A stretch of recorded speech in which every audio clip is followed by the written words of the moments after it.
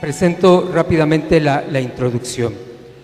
Es la educación en México, la educación católica en Puebla, elementos para la reflexión y una invitación.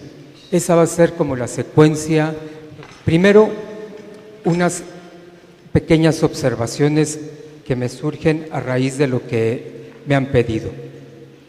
Debo decir que este quinto sínodo me ha llevado a mirar corresponsablemente el papel que tienen nuestros colegios y universidades en la arquitectura de la nueva evangelización.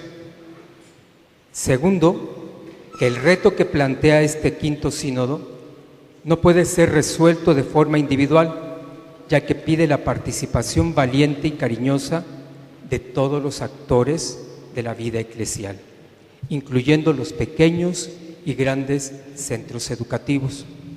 Y tercero, la presente exposición aspira a hacer una invitación para que todos vislumbren la gran potencialidad y aportes que se pueden tener en nuestros colegios y universidades para hacer llegar la buena nueva y contribuir así en la construcción del reino. Como que esas tres cosas son con las que yo quiero partir esta exposición que hoy les voy a presentar. Una mirada a lo que es la educación en México. Para esto voy a tomar datos que han colgado en internet la Secretaría de Educación Pública de 2012-2013.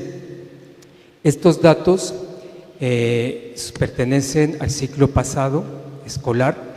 Los de este ciclo no los han puesto, pero realmente la diferencia no es estadísticamente significativa. Quiere decir que prácticamente los datos varían un poco. ¿Cuáles son estos datos que les voy a presentar? Primero, la matrícula del Sistema Educativo Nacional tiene 35.3 millones de alumnos. Esto es igual al 30.1% del total de la población del país. Fíjense ustedes de lo que estamos hablando. Una población que tenemos hoy en día con una capacidad para educar impresionante, impresionante.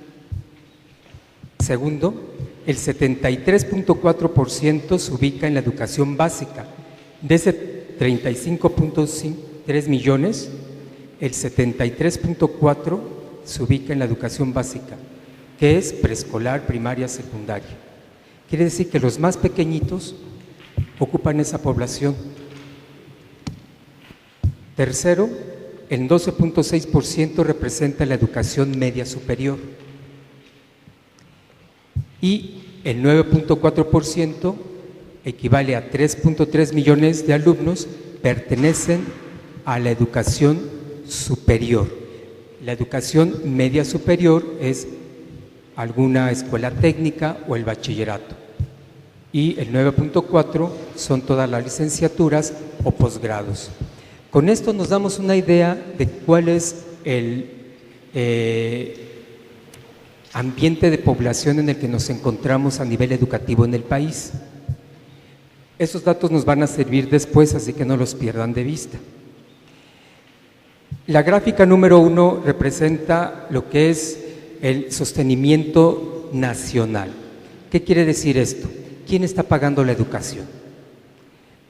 Las escuelas particulares pertenecen a ese 13.1 y a ese 5.1%. Vean, el total, todo esto que estamos viendo acá, o lo paga la federación o lo paga el Estado. Recuerden que hace algunos años se nos dio la indicación de que se iba a descentralizar la educación, por eso todos los estados han empezado a ampliar ese número tan grande de participación a nivel educativo. ¿Qué nos quiere decir esta gráfica?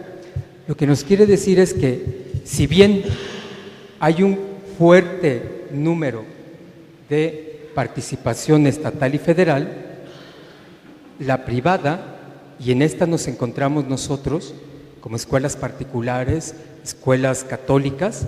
Aquí vamos a encontrar también nuestro apartado y estamos incluidas en esta área. Quiere decir que sí tenemos un grado de influencia a nivel nacional, sí estamos haciendo algo para que la sociedad pueda cambiar, pero estos datos nos van a llevar a otras cosas. Si no nos habíamos impresionado tanto con el partido de México-Brasil, ahora nos vamos a impresionar un poco más con lo que vamos a ver aquí adelante. Por ejemplo, el total de la matrícula son, de todo el sistema nacional, 35.251.068. Ese es el total de la matrícula. De estos, 1.806.607 pertenecen a universidades o ciertas instituciones educativas privadas que tienen alguna licenciatura. Y el resto, 4.605.678, son escuelas privadas que tienen preescolar, primaria, secundaria o bachillerato. Vean que la población verdaderamente, pues no tenemos una gran influencia, es muy poca, y estos son datos del ciclo escolar pasado. Y si los vamos distribuyendo, pues vamos viendo cada vez más como cosas interesantes. Llama la atención aquí, por ejemplo, que la educación básica, que equivale, por ejemplo, en la escuela primaria, secundaria y preescolar, 2 millones contra 25, pues es verdaderamente poco significativa para todo el país. Imagínense, 2.433.807 personas, niños y niñas matriculados, contra los que tiene el gobierno, pues es verdaderamente poco. Y a nivel universitario, vamos a ver en bachillerato, por ejemplo, todavía es más asustado el número. Cuando el total de matriculados son 4.443.793, la escuela particular a nivel de bachillerato o profesional técnico tiene 771.000 contra 4 millones. Verdaderamente hay una gran diferencia significativa muy fuerte, pues. ¿Qué quiere decir? Que estamos influyendo muy poco, que estamos generando ahí, y de estos hay que restar los que son prácticamente colegios privados sin ninguna confesión religiosa. Entonces todavía ese número va a disminuir. Vamos a ver lo que va a pasar en Puebla. Lo que sí llama la atención, y esto tienen que tomar sobre todo aquí un buen pues punto de reflexión, es que la educación superior, por ejemplo, que tiene 3.300.348, a nivel general, pues prácticamente, si sumamos los que son autónomos con los particulares, los autónomos son aquellos, ya les decía yo hace rato, que tienen como pequeñas universidades que manejan alguna licenciatura y no toda una gama tan amplia como puede ser una UPAEP, un TEC de Monterrey. Entonces, si sumamos este millón y este millón, 2 millones prácticamente 200.000 contra esto, aquí sí hay una reflexión muy fuerte. ¿Qué quiere decir? Que los jóvenes se están formando en instituciones privadas. ¿Y a qué nos lleva? Pues a que prácticamente esos jóvenes están influenciados por el tipo de educación que se está impartiendo en estas instituciones, y que ellos son los que van a manejar el país cuando salgan a buscar empleo. Y si nos vamos todavía más adelante en los posgrados, todavía nos asustamos un poco más, porque si sumamos este número con este otro número, prácticamente llegamos a los 200. Y llegando a esos 200, quiere decir que todos los alumnos que se están hoy formando a nivel de posgrado son alumnos que tienen formación en algún centro o institución privada en el país, la gran mayoría, y que los 30,000 que quedan prácticamente corresponden solamente a lo que el gobierno les está ofreciendo. Primera reflexión: en nuestras manos está el atender a esta población, el atender y buscar esta población, y no la población que se da a nivel básico, preescolar, primaria, secundaria. Esa ya la estamos atendiendo de alguna forma, algunos religiosos, algunas religiosas o algunos particulares en escuelas católicas. No, el reto es este: ¿cómo les llegamos a estos? ¿Cómo les llegamos a estos? ¿Y cómo les llegamos especialmente mejor a toda esta gente que se está formando para ser los dirigentes del país, para ser los que lleven el país el día de mañana y que van a influir de una manera impresionante en cada una de las decisiones que se tienen entre nosotros? No se nota mucho esta gráfica, pero lo que nos quiere decir es que Puebla tiene, si logran ver, ustedes lo voy a señalar en este momento aquí está Puebla. Es matrícula y demanda social del Sistema Educativo Nacional. ¿Qué quiere decir esto? Que ocupamos el primero, segundo, tercero, cuarto, quinto lugar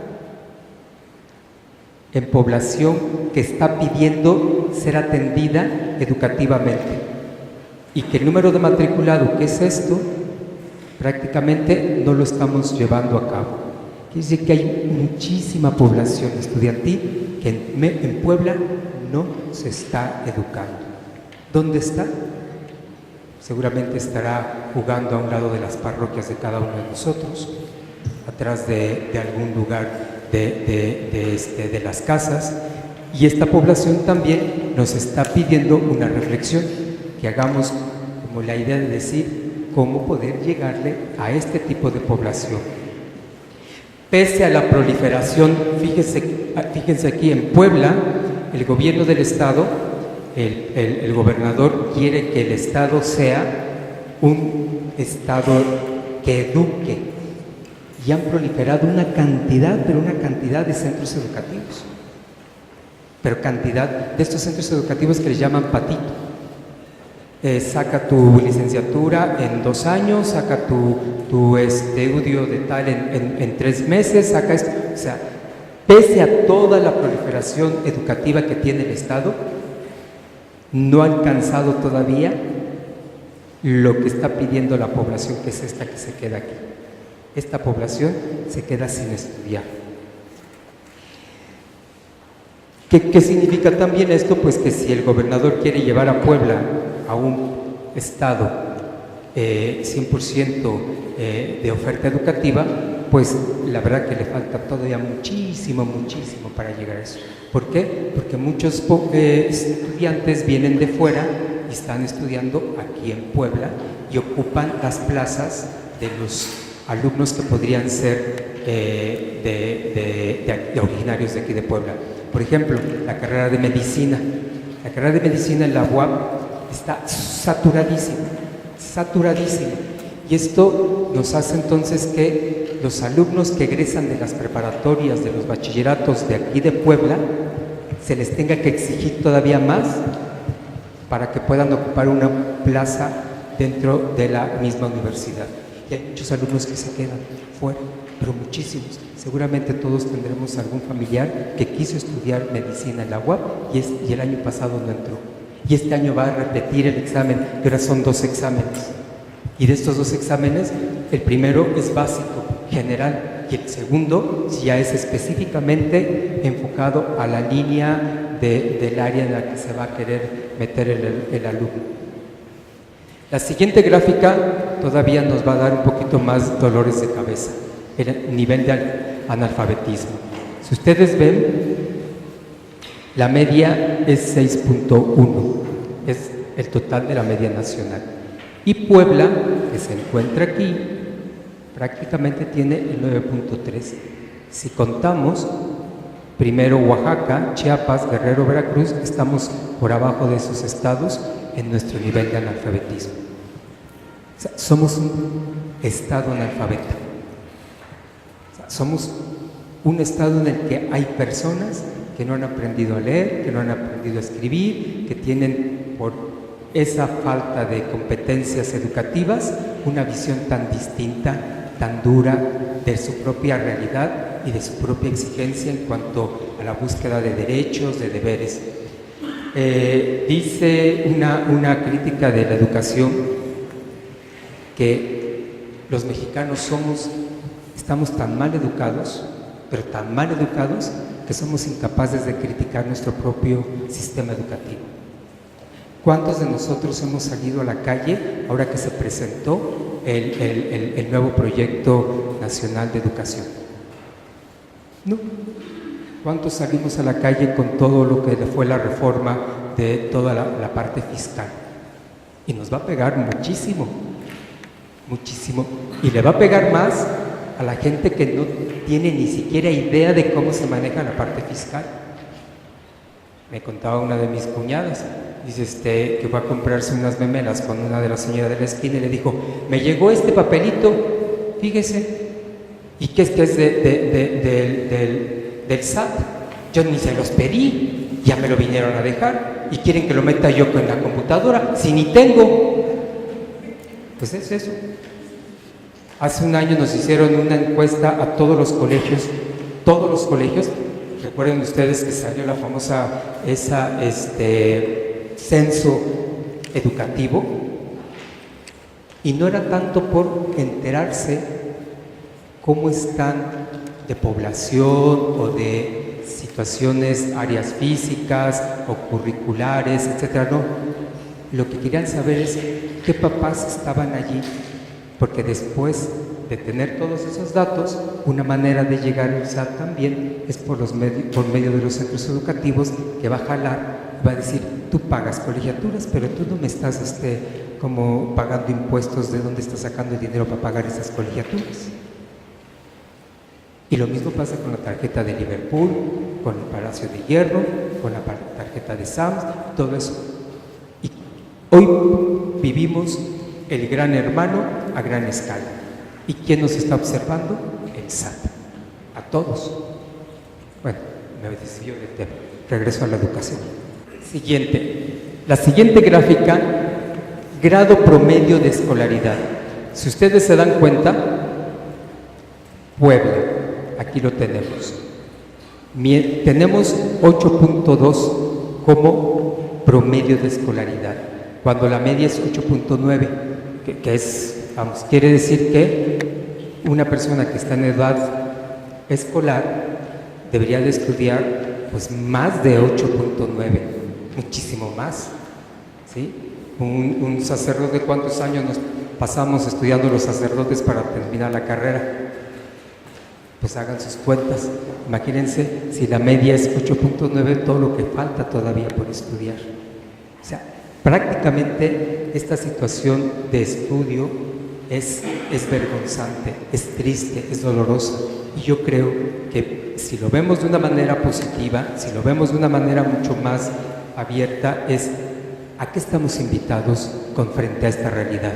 Yo creo que todos tenemos algo que hacer. Y no específicamente por nuestros centros educativos católicos, porque ellos ya lo están haciendo, sino desde la parroquia, desde la pastoral juvenil, desde la pastoral familiar, desde la pastoral más de tipo planeación a nivel estratégico, con los jóvenes, los niños, los adultos que están en nuestras parroquias. Yo creo que ahí tenemos un reto grande y mucho que hacer para salir adelante en todo lo que hemos estado viendo a lo largo de este siglo. Segundo, la educación católica en Puebla. Primero, este es nuestro estado y aquí están marcadas prácticamente las 6 zonas pastorales. Por si alguien no las conocía, aquí se las presento. Esta es una, 2, 3, 4, 5, 6. 6 zonas pastorales. Hace rato que nos hablaba Gina acerca de la comunicación. Imagínense qué importante es que se pueda comunicar esta parte con esta parte. O de aquí, aquí, o de aquí, aquí. Bueno, a lo que quiero llegar es que en algunos de estos puntos hay un colegio católico, hay un colegio que está trabajando desde la parte religiosa, desde la parte más humana, a formar gente, a formar niños, a formar jóvenes. En alguno de estos lugares está.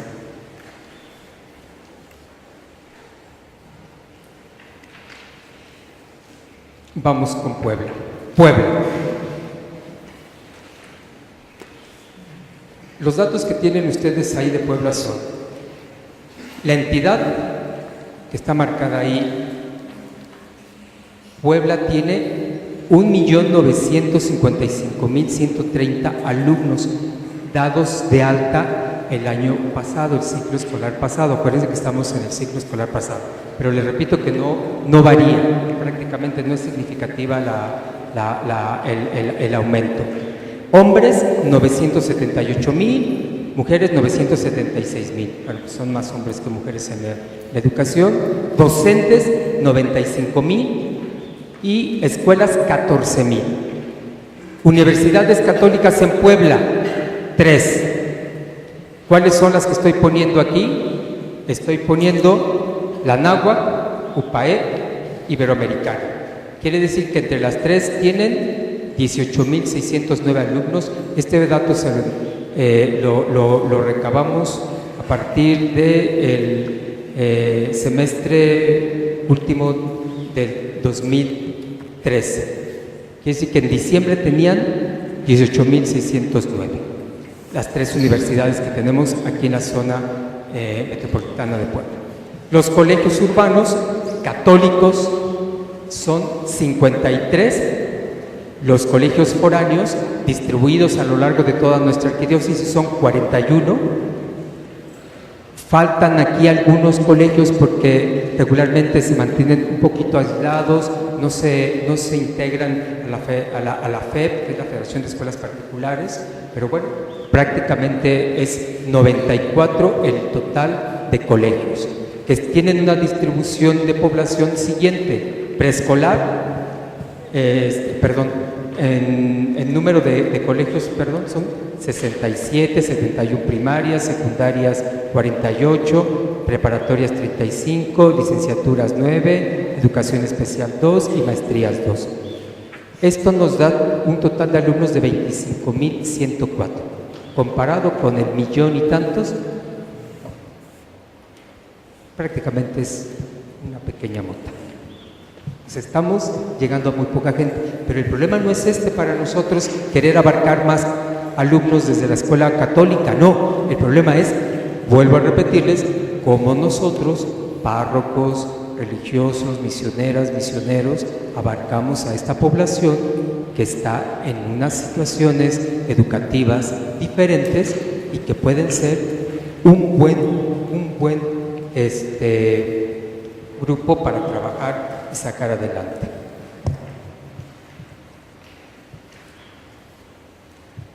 Los números, ahora repitiendo, de 25.101 alumnos que tenemos en la escuela católica en Puebla, 6.000 tienen una beca, tenemos 1.469. Ya no les quise poner los comparativos, por ejemplo, de cuántos profesores hay a nivel de estado aquí, pero la verdad que es mínimo, nuestra influencia es mínima. Directivos 146, administrativos 240 y de servicios generales 450. ¿Qué quiere decir esto? La gente que limpia, la gente que barre, la gente que está al pendiente de que la institución salga adelante, etcétera, etcétera. Bueno, pues esta es la parte como de datos crudos y datos más de que ustedes creo que es importante que los puedan saber. La encuesta. ¿Qué nos arrojó la encuesta que hicimos nosotros para que pudieran tener una idea de cómo se encuentra la parte de formación religiosa en nuestros colegios. Bueno, arrojó que la propuesta de formación religiosa en nuestros centros está dentro del plan curricular, es decir, las clases las contemplan en un horario normal dentro de las que dan matemáticas, español, física y química, y también tienen una calificación en todo el proyecto del plan curricular.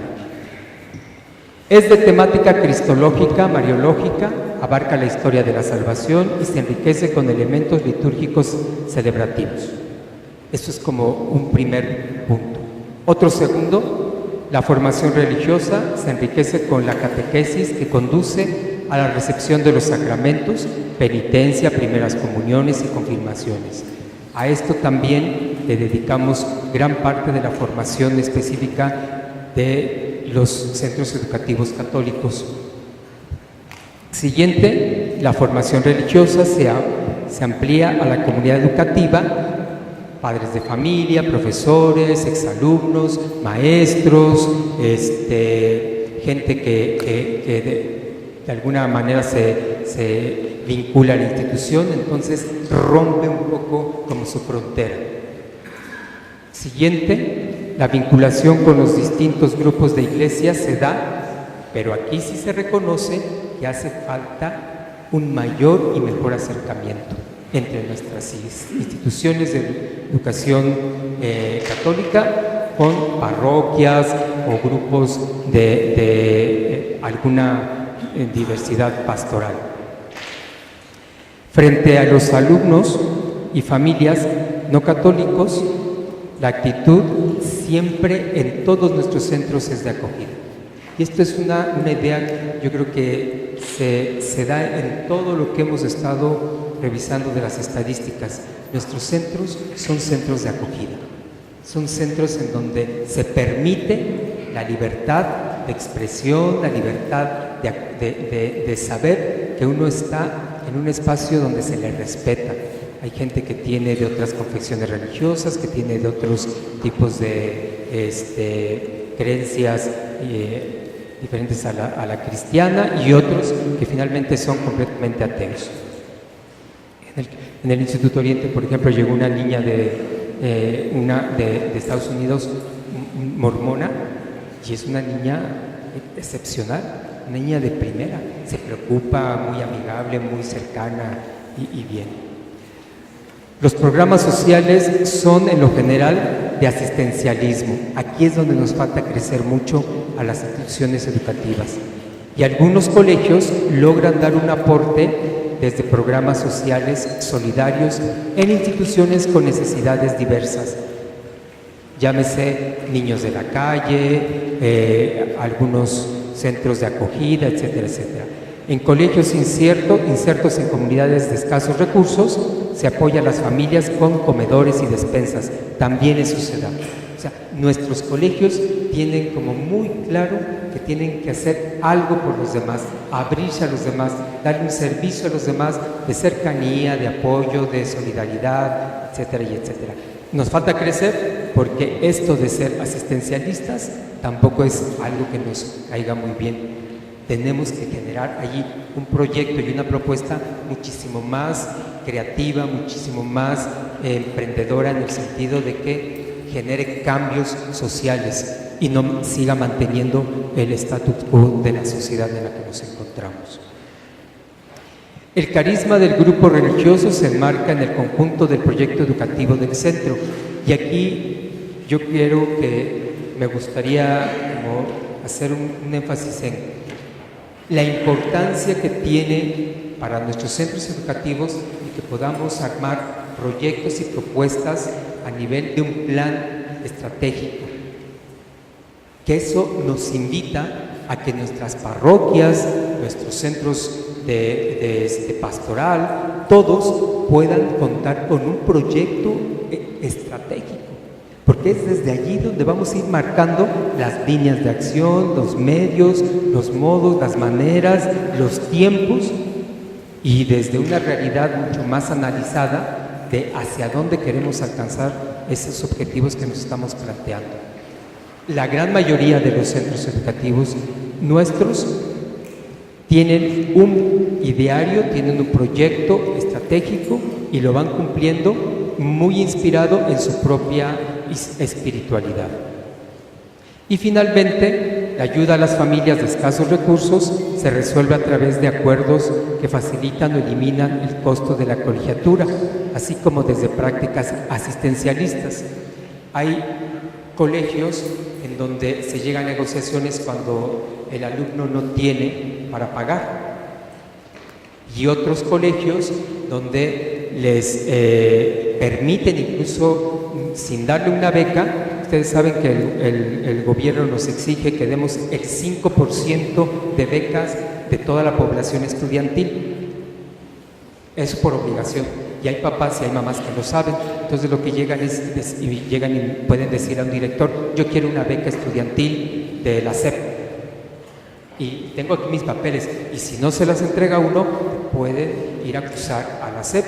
Y la SEP te manda a revisar y te dice: a ver, entrégame toda tu lista, ¿dónde están? ¿A quiénes le estás entregando becas? Y si este alumno era buen candidato para obtener esa beca, te pueden hasta multar si no lo hiciste como te lo habían estado pidiendo, ¿no? Regularmente, la gran mayoría, y eso también lo puedo decir, creo que con mucho cariño por parte de nuestras instituciones educativas, es que nuestros centros educativos tienen un porcentaje de beca muchísimo mayor del que la misma SEP nos está pidiendo. O sea, se está apostando por la gente de escasos recursos, se está apostando por aquellas personas que necesitan de nuestra formación. Y eso, vamos, no quiero ahorita, porque aquí hay algunos padres que tienen algún colegio, pero sé específicamente de alguien que tiene el 11%, otros tienen el 9% de su población, y ya tener ese porcentaje es bastante alto. Elementos para la reflexión. ¿Qué es lo que yo quisiera compartirles y dejarles un poquito a ustedes? Sabiendo que ustedes están en una línea y en otro ambiente que no es el 100% educativo formal, sino que están en una pastoral muchísimo más de tipo abierta, de tipo de campo, ciudad, de urbanismo, etcétera, etcétera. Y que no es lo mismo que lleguen tus alumnos a las 7:30 de la mañana y que se vayan a las 2 de la tarde, y que lleguen papás y que salgan y que entren solamente para cuestiones deportivas. O sea, no es lo mismo. Entonces, yo me pregunto, ¿y a ustedes cómo les puedo hacer para que se interesen de algo que pueda yo sacar como resultados de esto que vivimos en los colegios educativos? Pues bueno, voy a tratar de hacer un intento, espero lograrlo. Primero, el Papa Juan Pablo II, en una presentación que hizo ante la ONU, nos dijo: la educación consiste en que el hombre llegue a ser más hombre, que pueda ser más, y no solo que pueda tener más, y que, en consecuencia, a través de todo lo que tiene, todo lo que posee, sepa ser más plenamente hombre. Ese es el punto fundamental de los colegios y de la educación y de, creo yo, de la pastoral a la que estamos invitados todos, a lograr que el hombre sea plenamente hombre. Y cuando digo hombre, está el concepto de mujer, de la persona completa. Y creo que este es un buen término de inspiración para generar nuestras propuestas pastorales de trabajo en cada uno de nuestros lugares. La gran pregunta que yo me hago es: se oye muy bonito esto, se oye muy bonito, pero ¿cómo hacerlo? Ese es el gran reto y ese es el gran problema, que nos cuesta, que no sabemos, que regularmente nos estamos quebrando muy poco la cabeza para lograr estas cuestiones de aterrizar la teoría en la vida real, en la vida práctica. Yo creo que una de las cosas que nos hace falta es ser creativos, que tengamos como la amplitud de crear, de pensar, de soñar, de generar entre nosotros propuestas que nos animen a ser distintos, a ser diferentes, sin cambiar nuestra esencia, sin cambiar nuestra identidad, sin dejar de ser lo que somos, hombres y mujeres, llamados por Dios, aún limitados, pero llamados, sin embargo, a construir con todo lo que somos, el reino de Dios. Aquí trataré de resistir la primera tentación para hablar sobre la educación católica. Esta es tomar la abundante doctrina y documentación existente. Y no lo voy a hacer porque es una documentación que seguramente ustedes ya conocen, porque esa doctrina y documentación se puede conocer con facilidad. Basta consultar con nuestro buen amigo Google y poner el título documentos que hablan sobre la educación católica y aparecerán mejores explicaciones y disertaciones de las que yo podría dar. La segunda tentación a resistir es hablar desde la autoridad de los teóricos, porque creo que lo que se necesita hoy en día es hablar desde la experiencia y testimonio personal, porque lo que conmueve hoy en día es hablar desde la autoridad de determinadas palabras que parten desde personas que son testigos. Y yo creo que aquí es donde nos tenemos que situar nosotros. Si queremos que nuestra nueva evangelización tenga una forma y una estructura y tenga un talante que verdaderamente transforme, tenemos que ser testigos. ¿Testigos de quién? Pues testigos de quien nos ha llamado, testigos de quien nos ha invitado a vivir esta vocación, esta vida, esta experiencia de ser hijos amados por Dios.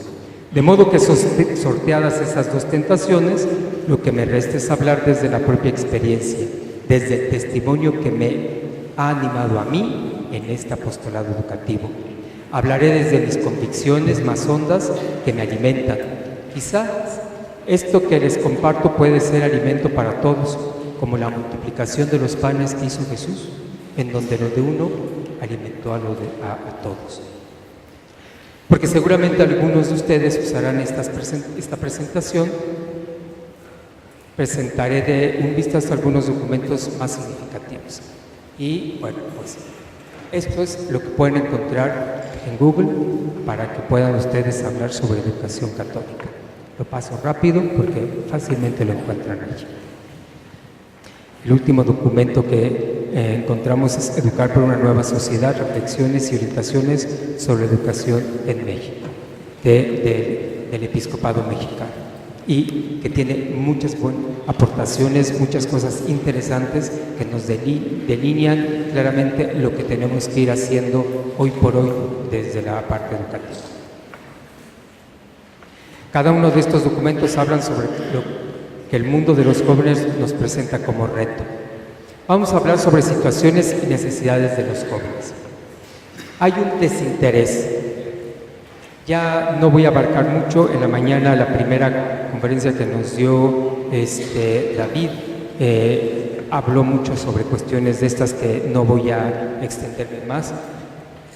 Lo cierto es que hay un desinterés, una apatía con énfasis en lo religioso. La gran mayoría de nuestros jóvenes no quiere saber mucho de religión, les da flojera. Mis sobrinos de repente me dicen: tío, ¿vas a celebrar misa? ¿En cuánto tiempo te la acabas? No, pues pues lo que digan ustedes aquí rápido. Pues sí, son niños que quieren las cosas rápidas, inmediatas, algo que no les dé tanta como ansiedad de estar callados, sentados, no sé, buscan cosas distintas. Y no es malo, yo digo que no es malo, al contrario, tenemos que ser creativos para buscar maneras y modos de llegarles a este tipo de población, a este tipo de gente, a este tipo de niños y niñas que quieren y buscan estar interesados en otras cosas. Los jóvenes tienen también una crisis aguda en la transmisión intergeneracional. ¿Qué significa esto? Pues que la identidad se les está diluyendo. Antes nos pasaban los valores, las ideas, los principios, como herencia genética de padres a hijos. Hoy en día eso ya no se está dando tanto, ya no, se está perdiendo completamente esa transmisión intergeneracional. Es verdad que, como nos decían en la mañana, los abuelos llegan a pagar las colegiaturas de los hijos, pero son muy pocos, ojalá fueran, son muy pocos. Realmente hay un desinterés entre las generaciones, de las más adultas a las más pequeñas, en cuanto que no se sienten atraídos. El olvido de los ancianos, el olvido de las normas. El padre Alejandro Treviño nos dice que nosotros somos la generación de los padres obedientes. Obedecimos a nuestros papás y ahora nos toca obedecer a nuestros hijos y nos toca obedecer también a los alumnos. Y los alumnos son la generación de los que quieren que todo el mundo les haga caso y que todo el mundo les escuche, que todo el mundo les diga por dónde van las cosas y les solucione los problemas. Hay una búsqueda de su yo, algunas veces de forma creativa y de verdad, de forma creativa. A mí me llama muchísimo la atención, por ejemplo, es verdad que últimamente, seguro ustedes han enterado de que los jóvenes, a raíz del Facebook, del Internet y de todo esto, suben fotografías, pero ya no las suben vestidos. Ahora lo sube el famoso sexting, desnudos. Y desnudos a veces sin enseñar cara. Cuando enseñan cara ya les contaré. ¿Por qué? Porque cuando enseñan cara, pues inmediatamente anda circulando en toda la población estudiantil. Están buscando, de alguna manera, una forma creativa de ser ellos. Equivocada, no digo que sea la mejor, es equivocada, pero realmente lo están haciendo. La soledad y búsqueda de apoyo, hay muchos niños jóvenes solos, y yo creo que es una población que hoy por hoy nos pide, nos necesita y nos está como generando allí una interrogante de trabajo para todos nosotros. A raíz de esto se tiene el famoso bullying, ¿sí? Niños que por su manera de ser aislada los empiezan ellos mismos a aislar todavía más porque tienen alguna situación, carácter, defecto, etcétera, etcétera, que les hace ser todavía más vulnerables. Esto también es una cuestión muy, muy peligrosa, que tampoco voy a abundar mucho. Hay una sensación también de desconcierto, como que los jóvenes no saben para dónde y buscan mucho que se les oriente. Tienen una gran necesidad de que les digamos por dónde ir, por dónde caminar, por dónde incursionar. Y yo creo que ese es algo positivo que podemos nosotros ir generando en los jóvenes, en los niños, en la gran mayoría de esta población, de irles guiando hacia dónde encontrar esa búsqueda, especialmente de la felicidad. Hay reemplazos religiosos de salvación. Se refiere esto a que los jóvenes quieren existir y creen que la juventud nunca se les va a ir. Como nos pasa a muchos de nosotros, que queremos no engordar y queremos empezar a tomar tal cosa, queremos ir a tal gimnasio, queremos ir a hacer tal actividad. ¿Para qué? Para que el tiempo no pase, porque ya estamos influenciados también. Llegó una mamá cuando estaba yo cambiando los campos de fútbol del Instituto Oriente de pasto natural, pasto sintético. Llegó una mamá y me dijo, ¿cómo? Tenía yo 3 meses de haber llegado, fue como mi novatada. Y me dice, ¿cómo? ¿Está usted quitando el pasto donde mi marido dejó su sudor para ganarle el partido a no sé quién, de no sé dónde y de no sé cuándo? Y le digo, es que señora, la cantidad de dinero, de agua que se gasta en San Manuel no hay agua, sino que lo diga el padre Félix, ¿verdad, padre Félix? No hay agua. Y todavía gastamos agua para poder tener los campos verdes. No, ¿cómo voy a creer que está haciendo usted eso? Bueno, me acabó. Y le dije, mire señora, pues tenemos incluso hasta la normativa de la FIFA que nos dice las dimensiones de la cancha y las porterías, cómo debe de ser para que usted no tenga ninguna preocupación y la seguridad. A mí esa señora no me importa. Lo que yo quiero saber es por qué está quitando usted el pasto natural. De repente, sí, la gente también anda perdida. ¿Por qué? Porque los papás andan perdidos, los hijos andan perdidos y vivimos una sociedad que hoy por hoy se va perdiendo cada vez más. Y yo creo que es una oportunidad para todos nosotros, una gran oportunidad de buscar las maneras de cómo les ayudamos a encontrar un horizonte, cómo les ayudamos a encontrar el eje para poder salir adelante. Búsqueda individualista de prácticas de vida. Hay mucha, ya les decía yo, como soledad, escasez de modelos de referencia. También, esto es bien importante, de algo que yo voy captando en los jóvenes, en los adolescentes, buscan modelos, pero de referencia que les lleguen, que les golpeen, en el corazón, o sea, afectivamente, que les quieran, que los reciban, que los acepten. Bueno, la educación católica está llamada, por lo tanto, ya vamos a terminar, a saber frente a qué jóvenes estamos. Bien importante esto. Y yo creo que es un aporte que les puede dar este trabajo de reflexión. Preguntémonos siempre en dónde estamos parados. No podemos empezar de cero ni querer llevar de un lado a otro lo que nos resultó bien en un lugar pensando que eso es lo mejor. No. Sepamos hacer análisis de la realidad, sepamos encontrarnos qué población, qué situaciones, qué problemáticas, qué inquietudes, qué miedos, qué preocupaciones, qué angustias, qué esperanzas, qué cosas tiene este tipo de población en la que nos estamos encontrando. Segundo, la educación católica está llamada a asumir que los primeros educadores son los padres de familia. Por lo tanto, párrocos, religiosas, hermanos, hermanas, los papás, tenemos aquí otro punto importante de trabajo de la formación. Fortalecer la identidad, lo que ya decía yo al principio, que no seamos simplemente papás, mamás, sino que tengamos una identidad propia. Son papás católicos, mamás católicas, hombres y mujeres capaces de encontrarnos con Dios porque vivimos esa experiencia radical.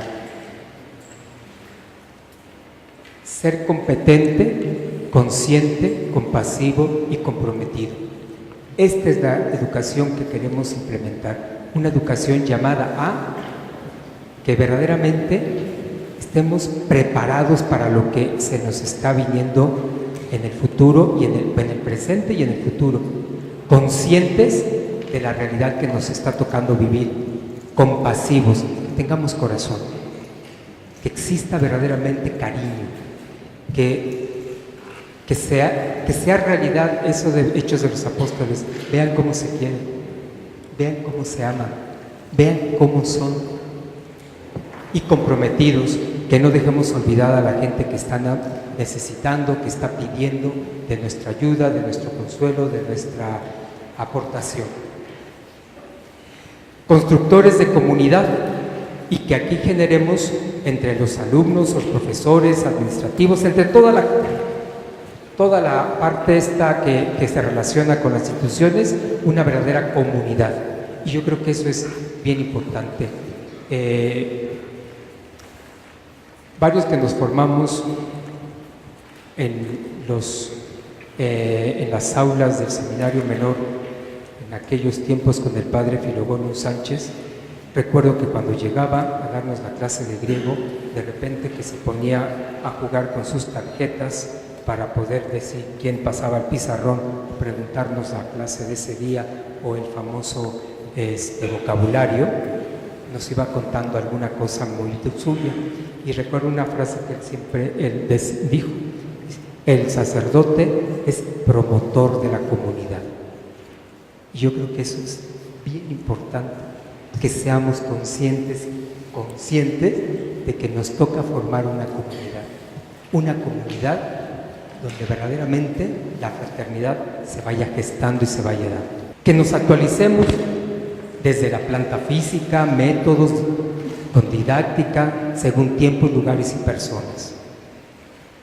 Esto es prácticamente una cuestión bien importante, que sepamos que hay tiempos, que hay lugares y que hay personas, y que dependiendo de los tiempos y dependiendo de las personas y dependiendo de los lugares se va a tener que actuar, y no puedo sacar actuaciones estandarizadas.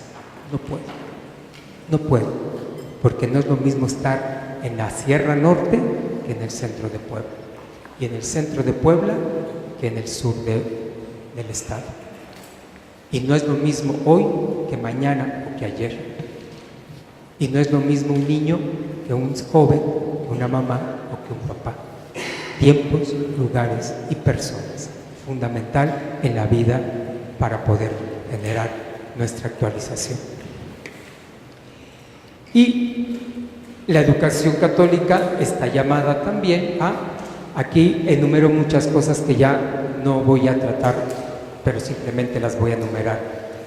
Por el tiempo es presentar los valores evangélicos de forma pertinente y atrayente, que cautiven, que enamoren, apropiarse del misterio de fe, que sepamos discernir los signos de los tiempos, su relación con Dios. ¿Cuántas veces nos hemos detenido nosotros a discernir, y yo cómo me encuentro en relación con Dios en mi historia, en mi vida, en mi parte como más fundamental de existencia de mi propia vocación? Yo creo que el día a día nos va llevando, y lejos de poder hacer esa reflexión, pues nos metemos en un activismo. Reconocer el amor de Dios en mi propia historia, distinguiendo la voz del Espíritu. Distingo la voz del Espíritu, sé que me está hablando el Espíritu. Eso es discernir. O me confundo y creo que es mi subjetividad, o creo que son mis prejuicios, o creo que son mis ideales, o creo que son mis sueños, o creo que son mis proyectos, y los tomo como palabra de Dios. Hay que saber discernir, porque la voz del Espíritu está en cada uno de nosotros, y eso es bien importante que aprendamos. Tener experiencias concretas de vida en la iglesia, saber dialogar con la fe, con la cultura, con la ciencia, con la religión. No le tengamos miedo a dar ese paso de dialogar con la gente que está en nuestras comunidades. Globalizar la esperanza. Hoy se habla de mucha globalización.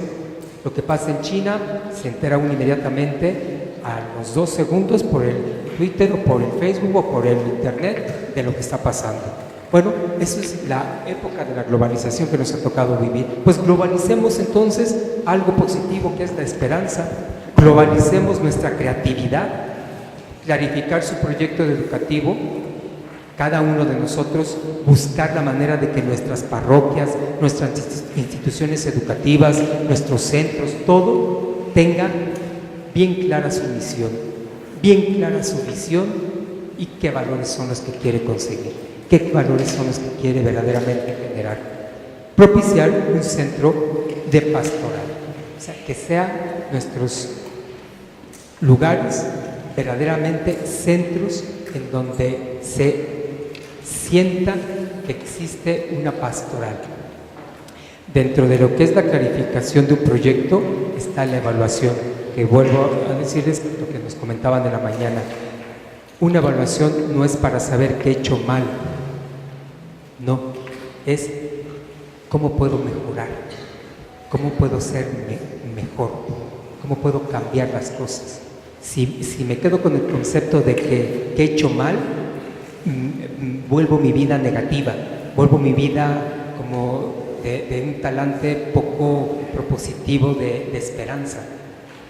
La cuestión es, la evaluación es para tomar decisiones y en esas decisiones nos lleven a buscar lo mejor. Y una formación integral que, bueno, pues ahí están todos los elementos, que es prácticamente lo corporativo, lo espiritual, la parte más cognitiva, lo afectivo, sociopolítico, lo ético, lo estético, etc. Pasar de las convocatorias estandarizadas al encuentro personal situado, que es un poco lo que les decía yo hace rato: tiempos, lugares y personas. Estoy contigo siempre, aquí y ahora, contigo, no con el que se parece a ti, ni con el que me imagino que quiero que seas. No, estoy contigo, que tienes nombre y apellido, lugar específico de historia, etcétera, etcétera. De la prioridad de la acción al cuidado de la contemplación y el afecto es como una de las cosas que tenemos que ir generando entre nosotros. Pasar de los procesos deductivos a los inductivos, de la transmisión de conocimientos a la comunicación de una vivencia. Y frente a la rutina,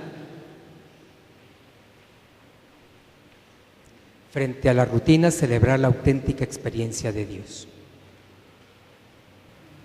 Pasar de un acompañamiento que regula y controla a la propuesta de espacios de crecimiento fraterno. Prácticamente lo que quiero es que apostemos intensamente por lo comunitario, que trabajemos por una educación que forme mejores personas y que partamos de la experiencia gozosa de nuestra propia fe. Si no tenemos una experiencia gozosa de fe, difícilmente vamos a volvernos buenos